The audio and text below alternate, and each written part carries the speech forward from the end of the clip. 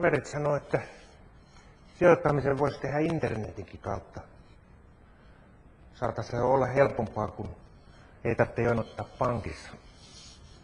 Pitäisiköhän sitä lähteä kokeilemaan? Tietoverkot yhdistävät nyt sijoittajat ja kauppapaikat toisiinsa. Osakkeista on tullut sähköistä kauppatavaraa ja perinteinen pörssisali on hiljentynyt. Osakekaupassa tarvitaan silti välittäjiä ja pörssiä, jonka sähköisessä kaupankäyntijärjestelmässä ostaja ja myyjä kohtaavat. Kaupat toteutuvat, kun osto- ja myyntitarjoukset asettuvat samalle tasolle. Omalta tietokoneelta kuka tahansa sijoittaja voi kytkeytyä reaaliaikaiseen kaupankäyntiin ja saada ulottuvilleen lähes kaikki ne apuvälineet, joita ammattilaisetkin käyttävät. Suomen markkinoiden lisäksi yksityissijoittajalla on pian näpeissään muukin maailma.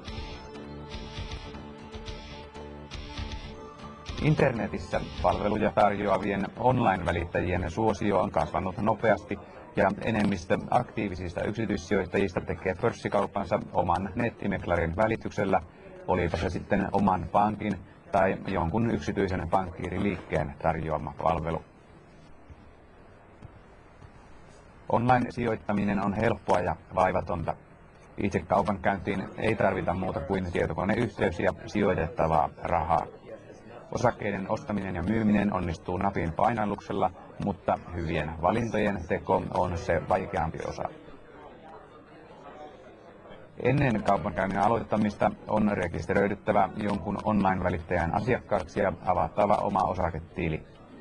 Jos välittäjä on joku muu kuin oma pankki, palveluun on siirrettävä riittävä määrä rahaa osakkeiden ostamista varten.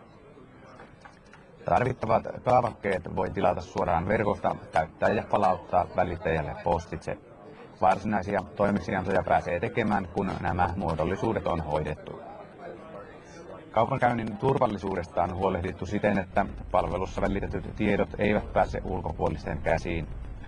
Osakekaupan tekijä voi luottaa siihen, että hän saa maksamansa osakkeet arvo-osuustililleen ja että myydessään osakkeensa rahat tulevat hänen tililleen. Tietoturva ei ole ongelma, mutta tietoliikenneyhteyksissä voi joskus sattua häiriöitä tai katkoksia, joiden varalta osakevälittäjän puhelinnumero on hyvä olla saatavilla. Omilta virheitä välttyy, kun toimii huolellisesti eikä hätiköi toimeksiantoja tehdessään. Jokainen online-sijoituspalveluita tarjoava yritys tarvitsee toimintaansa toimiluvan, olipa kyseessä pankki- tai sijoituspalveluyritys. Ja toimiluvan omaavat yritykset ovat automaattisesti rahoitustarkastuksen valvonnassa.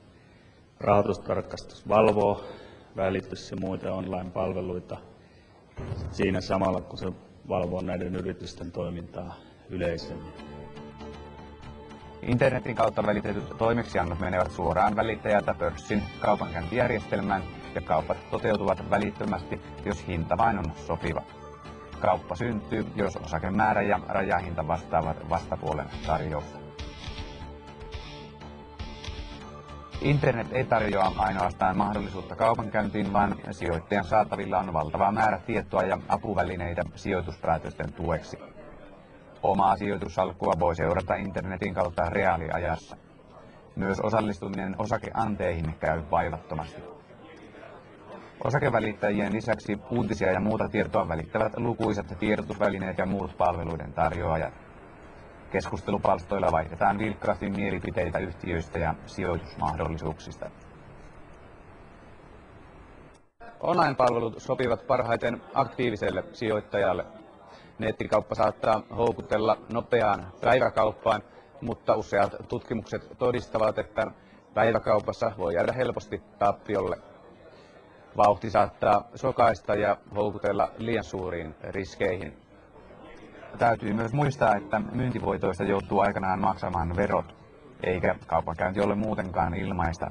Kaupoista ja osakkeiden säilytyksestä peritään maksuja, jotka vaihtelevat välittäjän ja kaupankäyntiaktiivisuuden mukaan.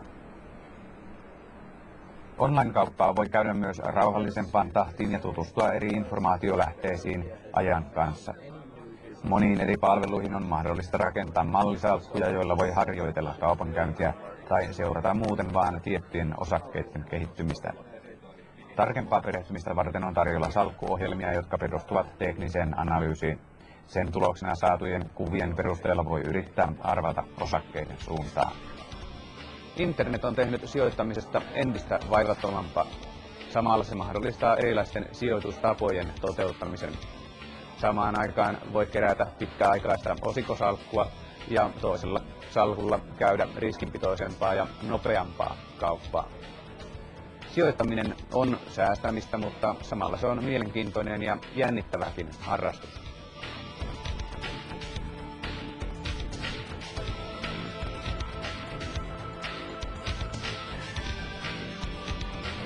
Eihän tää niin vaikeeta näytä olevan.